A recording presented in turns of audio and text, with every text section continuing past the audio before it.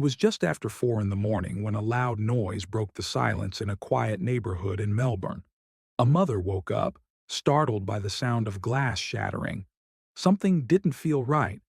She quickly got out of bed and rushed down the hall to her daughter's room. What she found on the other side of that door would change her life forever. Just hours earlier, everything seemed fine. Her daughter was happy, making plans for her birthday, and they had their usual bedtime talk. But that peaceful night turned into something no one could have imagined. There was broken glass, blood, and the person responsible had already disappeared. This is the heartbreaking story of Celeste Mano, a young woman with her whole life ahead of her, and how the warning signs were there all along, but no one listened.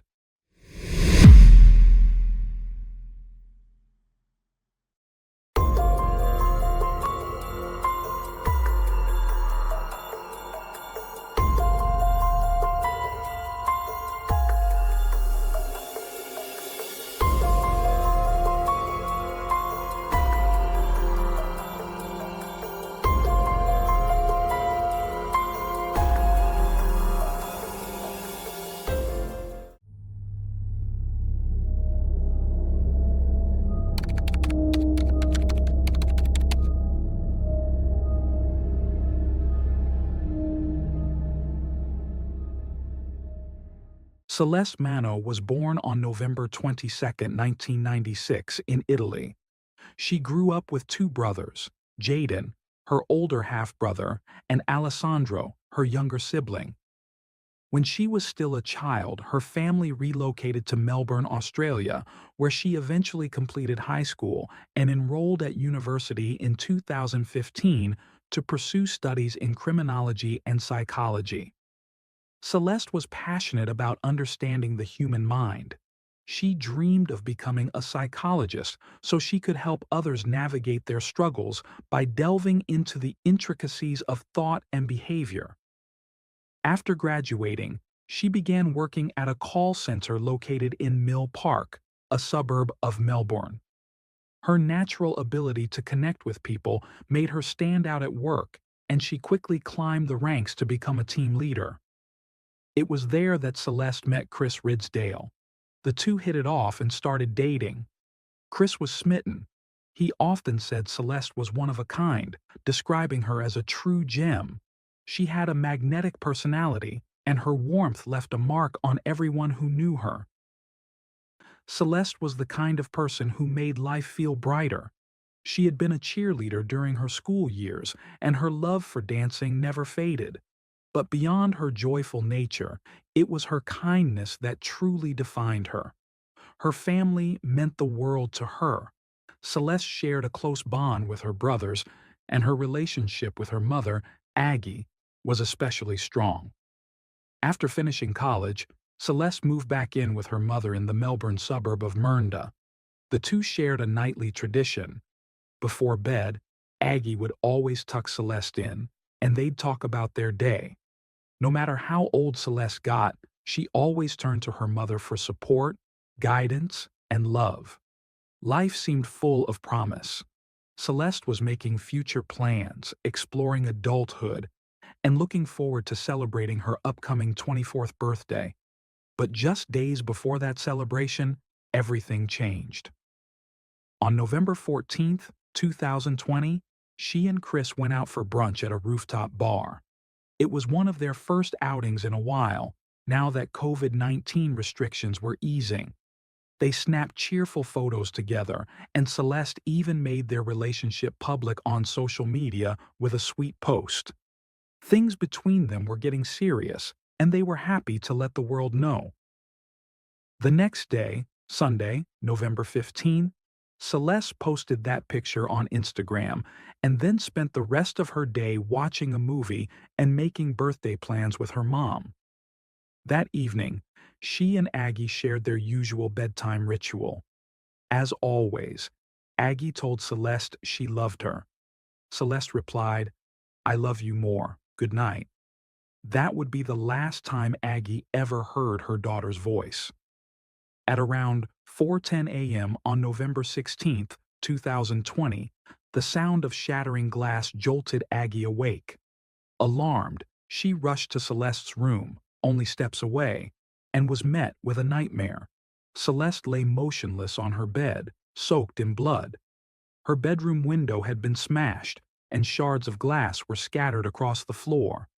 Aggie cradled her daughter, desperately pleading for her to wake up.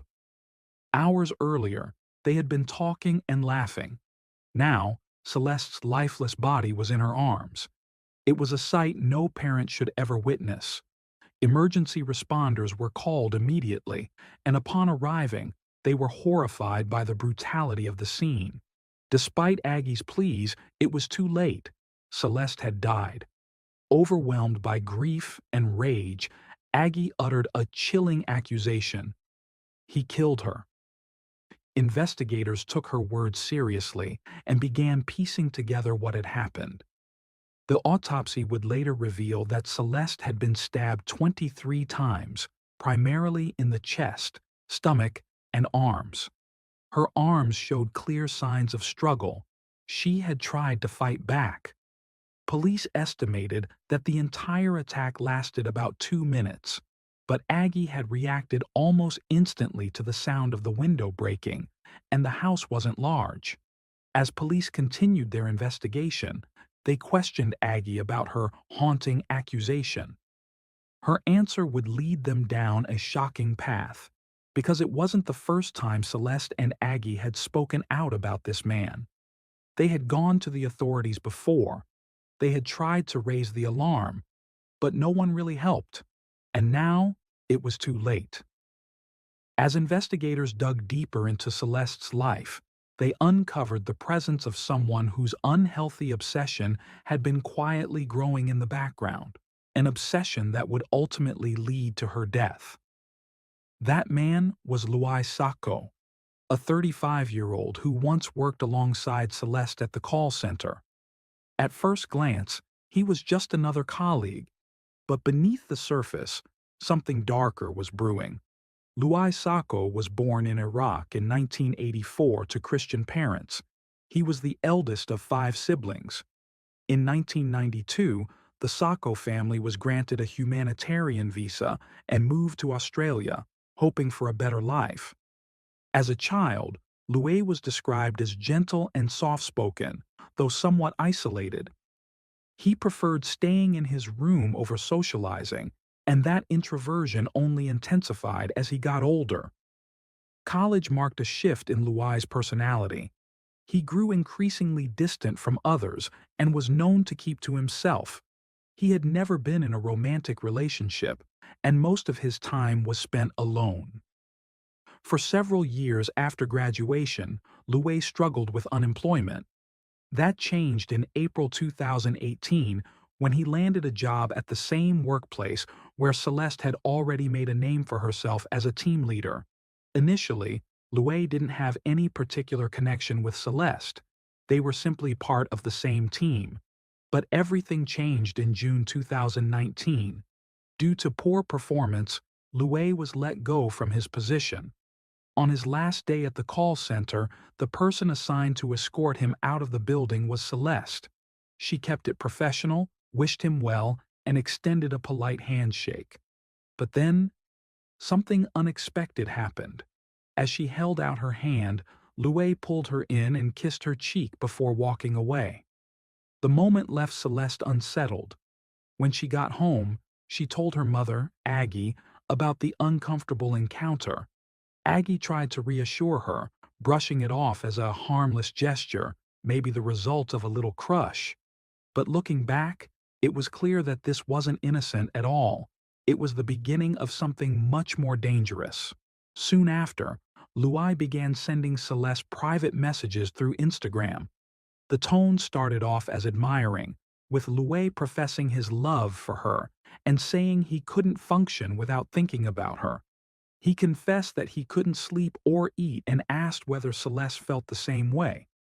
Trying to be respectful, Celeste replied politely, letting him down gently.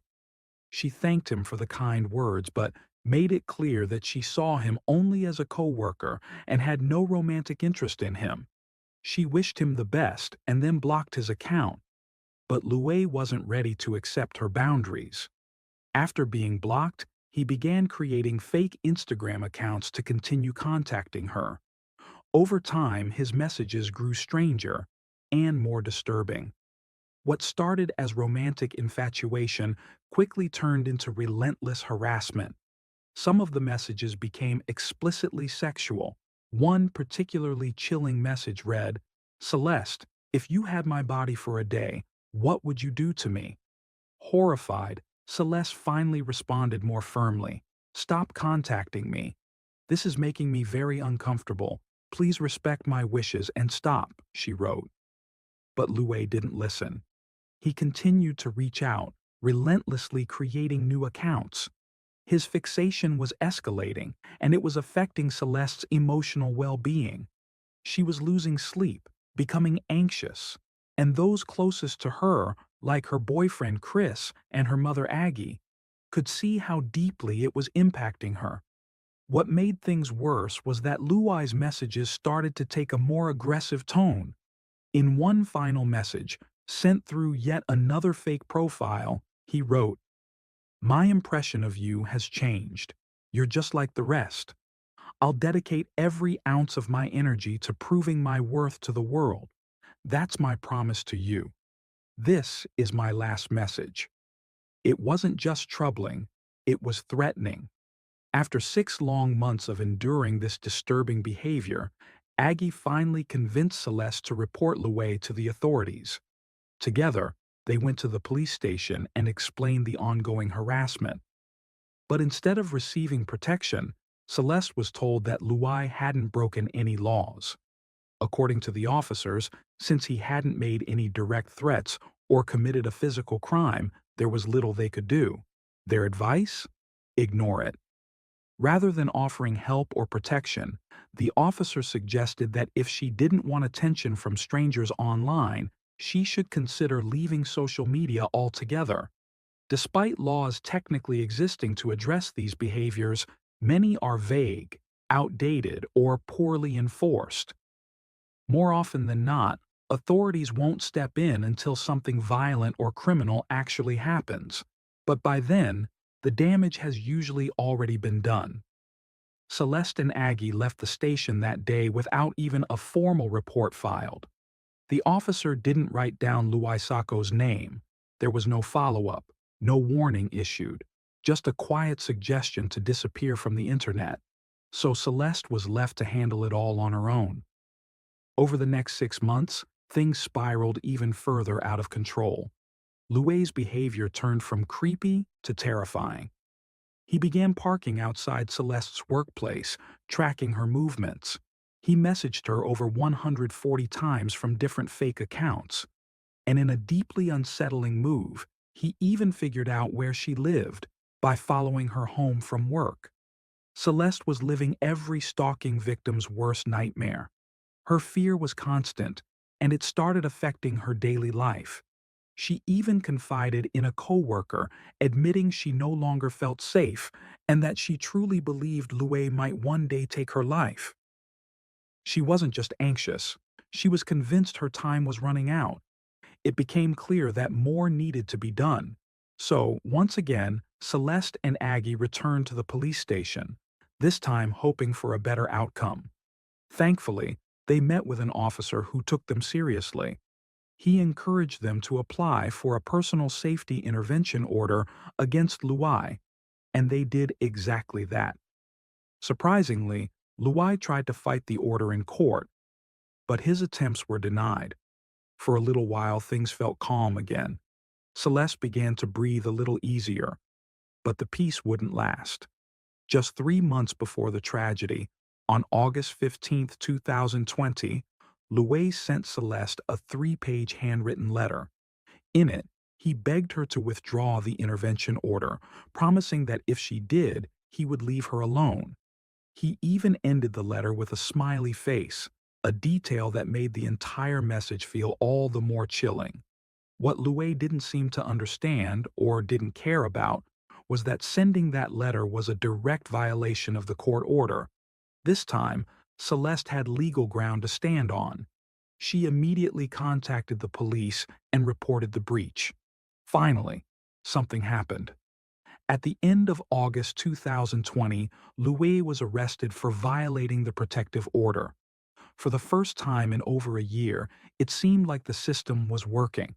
But then, in a twist that left everyone stunned, Louis was released the very next day. Only now he wasn't just obsessed, he was furious. He couldn't understand how Celeste could have him arrested, and in his twisted mind, he still believed she owed him something, that he was entitled to her. After his release, the harassment resumed with new intensity. He sent one final unhinged message to Celeste that read, "I know you rejected me. I get it. I'm like dirt to you. I get it. I know you hate me. I get it." Around that time, Louis went to a local store and purchased a hammer and a knife. And then, silence. For nearly 3 months, Celeste heard nothing from him. No messages, no sightings, no signs. It almost felt like he had disappeared. But the truth was far more sinister. Louis hadn't given up. He was waiting, watching, planning. Then, on November 14th, 2020, Celeste shared a photo on Instagram, a happy moment from a brunch date with her boyfriend, Chris. It was a joyful, public declaration of their relationship, a normal gesture for anyone, but a trigger for someone like Louis, who had never stopped obsessing over her. That one photo shattered the illusion of peace. Unbeknownst to Celeste, Louis had still been monitoring her online presence. He saw the post. And that's when he made his move. He had already figured out which home was hers, likely from watching her car in the driveway. Somehow, he had even managed to learn the layout of the house, possibly by piecing together visual clues from her social media posts. He knew exactly which window belonged to her room. On November 16th, 2020, just after 4 a.m., Louis climbed the fence of the Mano family home. Armed with the hammer he had purchased months earlier, he smashed Celeste's bedroom window. The sound of breaking glass woke Aggie immediately. By the time she reached her daughter's door, it was too late. Louis had already climbed through the window and brutally attacked Celeste with a knife, stabbing her at least 23 times in under 2 minutes, according to investigators. The speed and violence of the attack were horrifying, relentless, fueled by rage and delusion. Celeste never stood a chance. After the brutal attack, Louis fled the Mano residence the same way he came in, through the shattered window and over the backyard fence. Blood was later found on both. Meanwhile, Aggie was left to discover the unthinkable, her daughter's lifeless body, just moments after hearing her voice the night before. Around the same time, paramedics arrived. A neighbor's CCTV camera captured a car speeding away from the area. That vehicle was later confirmed to be Louis's. Once the police spoke with Aggie and learned about the year-long harassment Celeste had endured, they knew they had to act. But it turned out they didn't have to go looking for Louis. He came to them. Shortly after the attack, Louis walked into a local police station with an injured hand and turned himself in. Handing over Celeste's address, he told the officer, "She's dead." "She's dead. Go have a look. You know what happened. It's your fault." And in many ways, those words held truth. He then tried to provoke the officer into shooting him, as if hoping to end his life alongside Celeste's. But police restrained him and took him into custody. Once arrested, Louis was formally charged. Police searched his phone and found a disturbing collection of evidence, hundreds of screenshots of Celeste and her boyfriend Chris, images from her Instagram, and even Google searches related to Chris, the bar where their last date took place, and shockingly, the floor plan of Celeste's home. To this day, it's unclear how he obtained that. The legal process was long. Between COVID-19 delays and Louis' own manipulation of the system, nearly 3 years passed before the trial reached its conclusion. Louis tried every tactic in the book. claiming mental illness, firing his attorneys just before court dates, and even attempting to represent himself. Though he eventually pled guilty, he insisted he had only stabbed Celeste twice, not 23 times as stated in the coroner's report. He leaned heavily into a defense based on mental instability, and numerous psychiatric evaluations were ordered. One psychiatrist testified that Louis experienced hallucinations and claimed an imaginary figure named Isha compelled him to act violently. But even the psychiatrist warned the court Louis was dangerous and likely to reoffend. If given the chance to manipulate others, especially women, behind bars, it could be catastrophic.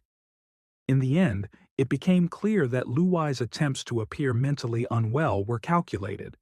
He wasn't driven by delusions, he was fueled by rejection, entitlement, and ego. He couldn't accept that Celeste didn't want him, and in his mind, that alone justified everything. On February 29, 2024, Louis Sacco, then 39 years old, was sentenced to 36 years in prison with the possibility of parole after 30. The judge acknowledged the impact of Louis's rare personality disorder. It was this disorder, the judge said, that prevented him from issuing a life sentence. The ruling stunned Celeste's family. Aggie, devastated, expressed that the system had shown Louis mercy, something it never showed her daughter when she begged for help. Celeste's funeral had drawn over 100 people who came to say goodbye to a woman whose light had been extinguished far too soon. Aggie mourned the future she'd never get to witness, Celeste walking down the aisle, becoming a mother, or simply growing older. Her brothers, Jaden and Alessandro, were equally heartbroken. The image of Celeste's smile was etched into their memories, a reminder of the kind, joyful sister they'd lost. Following the sentencing, Aggie began fighting for change. She launched a campaign to strengthen stalking laws and called for mandatory electronic monitoring of individuals under safety intervention orders. She firmly believed that if Louis had been monitored, Celeste might still be alive. Aggie had made a promise to her daughter to seek justice, to make sure no one else would be failed the way she was. Celeste's story is a tragic reminder of just how dangerous stalking can become. Many victims never report it, assuming nothing will be done. And too often, they're right. Without decisive legal action or consistent enforcement, cases like Celeste's continue to happen. Even now, stalking remains a crime that's not taken seriously enough, until it's too late. Celeste did everything right. She blocked her stalker. She filed reports. She asked for help, twice. And still, she was left vulnerable to a man who believed he was owed her affection. Now her family lives with the pain of her absence every day. They continue to advocate for stronger protections, but no law can bring Celeste back. The home she once filled with laughter now echoes with grief. Her dreams were cut short by someone who refused to accept no. We can only hope that Celeste's story sparks real change, that one day, victims of stalking will be heard, believed, and protected before tragedy strikes. But until then, we are left asking the same question Aggie and her sons ask every day. What if someone had listened?